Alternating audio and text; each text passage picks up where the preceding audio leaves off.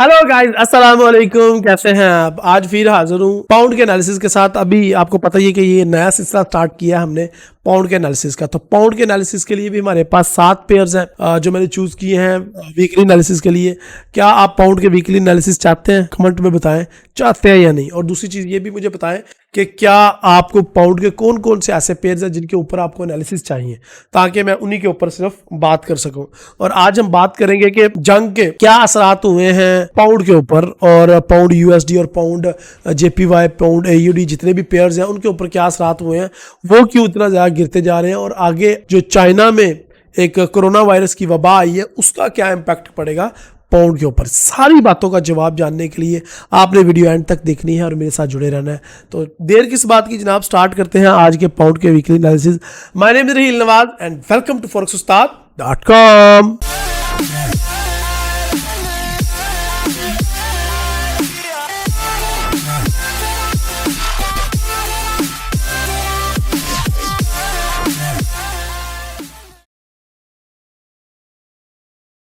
Okay guys, welcome back. अभी मेरी आपको स्क्रीन पे नजर आ रहा है कि हमने एक ट्रेंड लाइन खींची हुई है दिल्ली के पेयर के ऊपर, जो कि हमें ये बता रही है कि जो ट्रेंड है वो हमारा सेल का है और मार्केट ने उसको फॉलो भी किया है।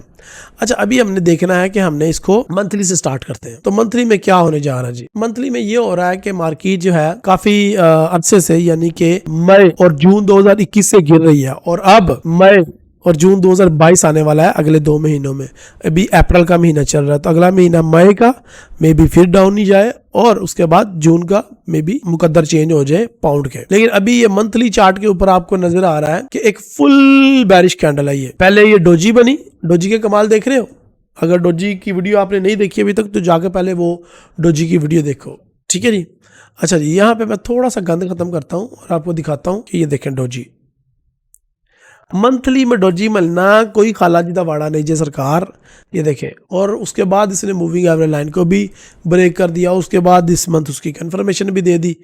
नो व्हाट, अब ये तो हमें नजर आ रहा है कि अभी इसको इमीडिएट मई के महीने में इसको पूरी की पूरी रिजेक्शन देनी पड़ेगी अगर ये एक रॉन्ग मूव है। तो अगर ऐसा नहीं होता तो क्या होगा? तो फिर ये हमें लंबे अरसे के लिए डाउन ही जाता हुआ मिलेगा, और हमें छोटे छोटे से ना वो जंक्स हैं जिनको फॉलो करना है। ये देखें, तो ये एक हमारे पास एक सपोर्ट एरिया निकल के आ रहा है, मार्केट इसको भी टेस्ट कर सकती है।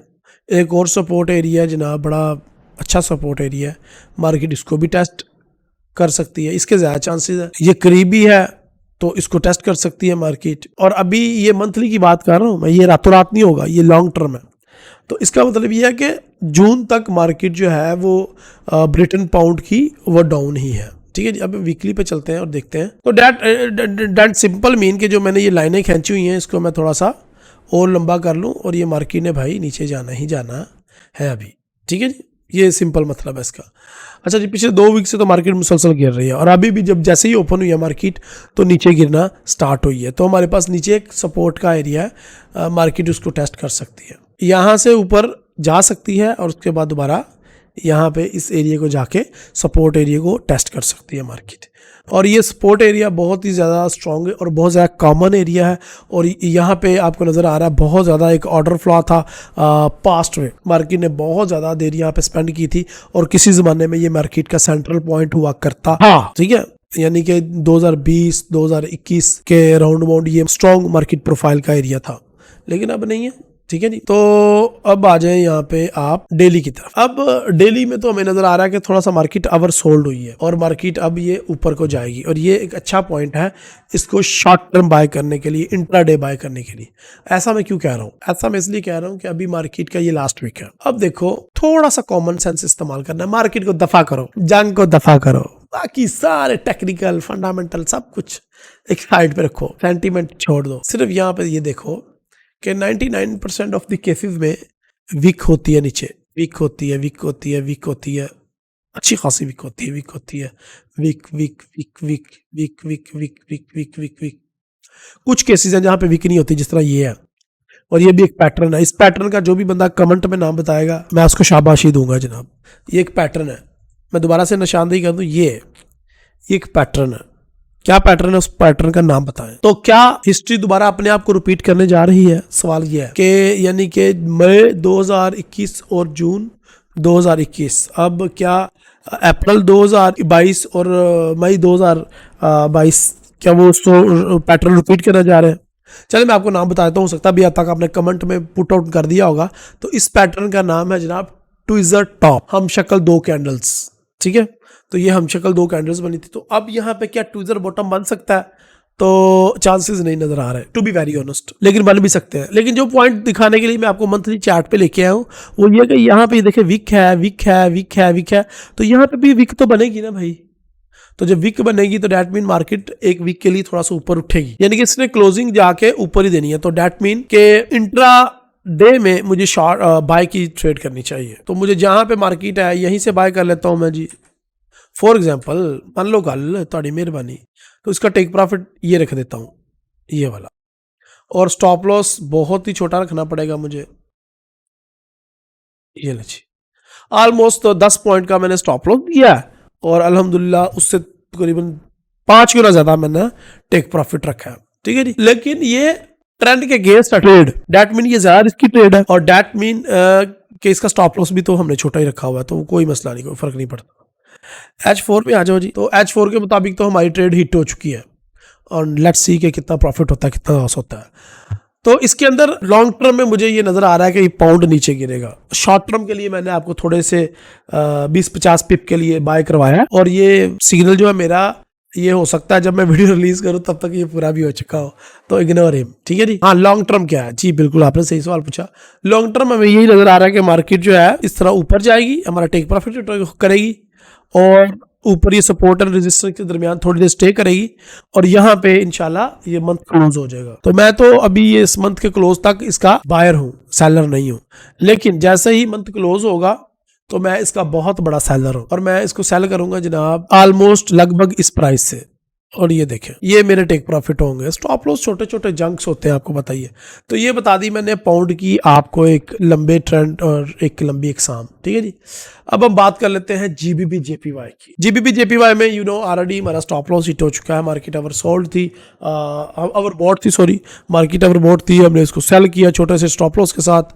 छोटा स्टॉप लॉस देने का ये नुकसान होता है कि वो जल्दी हिट हो जाता है। एनीहो, मार्केट ने हमें एग्जिट करना था, एग्जिट कर दिया मार्केट ने, और अब मार्केट अगेन हमारे फेवर में आ चुकी है। तो जीबीबी जेपीवाई का अब क्या करना है हमने? जीबीबी जेपीवाई भी वही असूल अपनाए हुए हैं जो कि पाउंड के अंदर मैंने बताया। देखें, ये विक विक विक, यार विक के ऊपर नजर रखनी है आपने। ये देखो कितना बड़ा एक ब्लडर मार रहा है, विक मार रहा है, स्पाइक मार रहा है।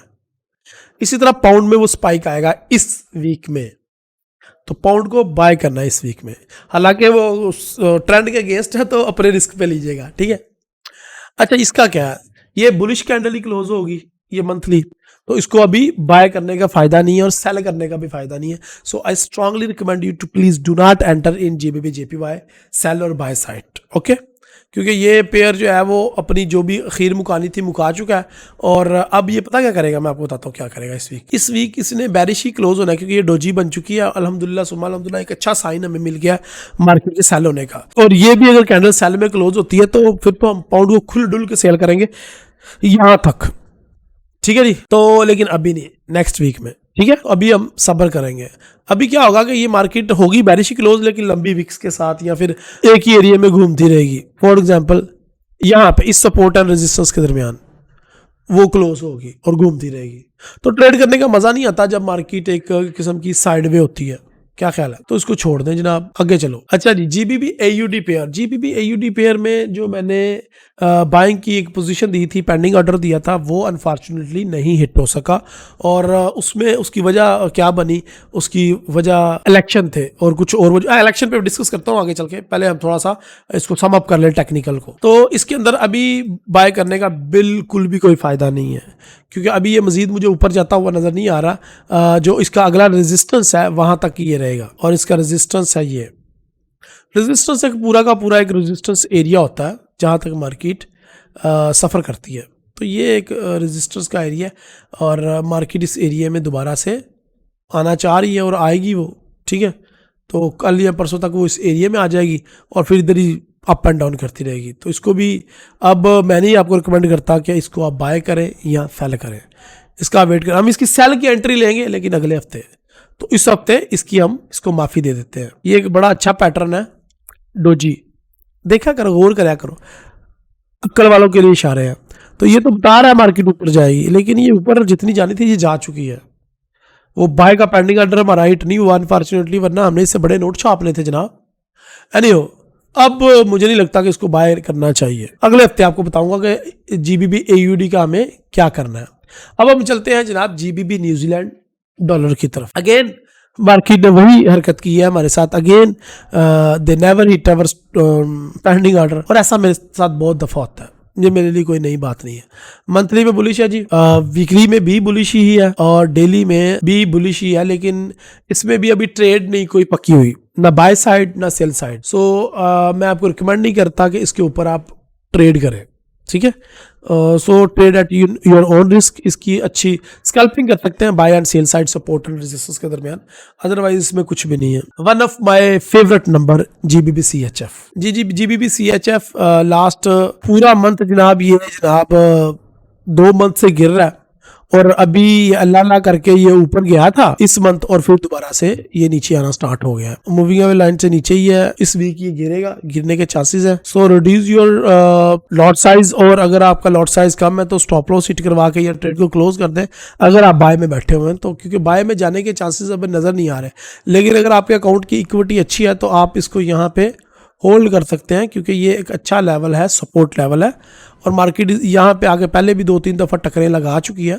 सो नो इशू, अगेन आएगी, टक्कर लगा लेगी, क्या जाएगा आपका, ठीक है। तो इस वीक इसको माफी देते हैं, लेकिन अगर ये यहाँ पे आके लगती है ना तो उसको आप बाय साइड पे ट्रेड कर सकते हैं, ठीक है जी, लेकिन फिलहाल नहीं। अलबत्ता सपोर्ट एंड रेजिस्टेंस के एरिया के दरमियान एक अच्छी स्कैल्पिंग मैं इसके अंदर देख रहा हूँ, वो हम कर सकते हैं, और कैंडल मंथली कैंडल बुलिश ही क्लोज होने के ज्यादातर चांसेस हैं। ओके जी, last but not least, finally हमारा लास्ट पेयर है जीबीबी कैड, ठीक है जी।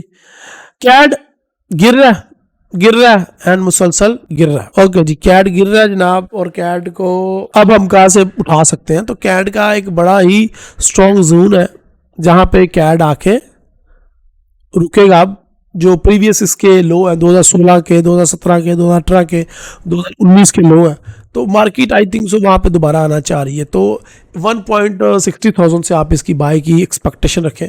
फिलहाल आप इसको सेल साइड पे ट्रेड कर सकते हैं। सेल साइड पे ट्रेड करने के लिए आपने जी इस वीक आप इसको माफी दें, क्योंकि इसकी ना वीक बनेगी। ये देखिए ना, ये मंथ क्लोज होगा, थोड़ा सा ऊपर जाकर क्लोज होगा, तो इस मंथ इसको सेल ना करें। अगले मंथ मैं इंशाल्लाह कोशिश करूंगा, अगर आपका पाउंड के वीकली एनालिसिस का फीडबैक बड़ा अच्छा आया तो दोबारा से पाउंड के वीकली एनालिसिस हम बनाएंगे। तो ये यहाँ पे तो इस वीक के लिए ओवरसोल्ड है। इस वीक में आप इसको बाय कर सकते हैं, सेल नहीं कर सकते, वो भी स्कैल्पिंग कर सकते हैं, इसको लॉन्ग टर्म आप इसको नहीं होल्ड कर सकते। अच्छा जी, लास्ट चीज़ है, मैं कुछ फंडामेंटल डिस्कस कर लूँ और सेंटीमेंट डिस्कस कर लूँ। मैंने कहा था ना वीडियो एंड तक देखिएगा, और जो वीडियो पहले छोड़ के भाग गया उनका नुकसान होगा, कि उनको ये नहीं पता चलेगा ये क्यों गिर रहा है नीचे पाउंड, ठीक है जी। तो उसकी मेजर वजह ये है कि चाइना के अंदर दोबारा से कोरोना वायरस या नया कोई कोरोना वायरस आ चुका है, जिसकी वो खबर लीक नहीं कर रहा, लेकिन चाइना के अंदर प्रोडक्शन बुरे तरीके से मुतासिर है, और चाइना की जो एक्सपोर्ट है वो नहीं हो पा रही, ऑर्डर जो है वो रुके हुए हैं। तो आपको पता है दुनिया का सबसे बड़ा एक्सपोर्टर चाइना है। तो जब चाइना की एक्सपोर्ट स्लो हो जाती है या रुक जाती है तो समझ लो कोई गड़बड़ है, क्योंकि चाइना इतना स्ट्रांग अपनी कंट्री पे होल्ड रखे होता है ना कि वो कोई न्यूज लीक नहीं होने देता, जिस तरह वो चाहता है उस तरह डील करता है। तो एक तो चाइना, उसके बाद रूस यूक्रेन वार, ये एक अनदर बहुत बड़ा इम्पैक्ट है पाउंड के गिरने के ऊपर, और इसलिए मुझे नजर आ रहा है कि अभी वार किसी नतीजे पे नहीं, जो आपके सामने पुतिन है वो नहीं रुक रहा, ज़ेलेंस्की नहीं रुक रहा, दोनों अपनी अपनी जिद पे अड़े हुए हैं। उधर से हमारा जो बाइडन है वो अपनी जिद पे अड़ा हुआ है, इधर से चाइना सपोर्ट कर रहा है यूक्रेन और रशिया को, और उधर से अमेरिका सपोर्ट कर रहा है यूक्रेन को। तो ये एक ऐसे एलिमेंट है कि जो वर्ल्ड वार 3 की तरफ हमें लेके जा रहे हैं आहिस्ता आहिस्ता आहिस्ता। That's why I am not gonna recommend you bullish trade for long term as far as कोई फंडामेंटल चेंज नहीं होता तो, या सेंटीमेंट चेंज नहीं होता तो। एनीहो, अगर यार आपका फीडबैक तगड़ा आएगा, लाइक्स तगड़े आएंगे, शेयरिंग तगड़ी आएगी, व्यूज तगड़े आएंगे, तो मैं इसको कंटिन्यू रखूंगा, और हर वीक पाउंड के 6 पेयर या 7 पेयर्स या जो भी पेयर्स आप बोलेंगे, जो फीडबैक देंगे कमेंट्स में, उनके ऊपर लाजमी वीडियो बनाऊंगा, जिस तरह गोल्ड ऑयल की वीडियोस बना रहा हूँ। अपनी दुआ में मुझे याद रखें, इंशाल्लाह मिलते हैं अगले वीक फिर से वीकली एनालिसिस के साथ। अस्सलाम वालेकुम, अल्लाह हाफिज़।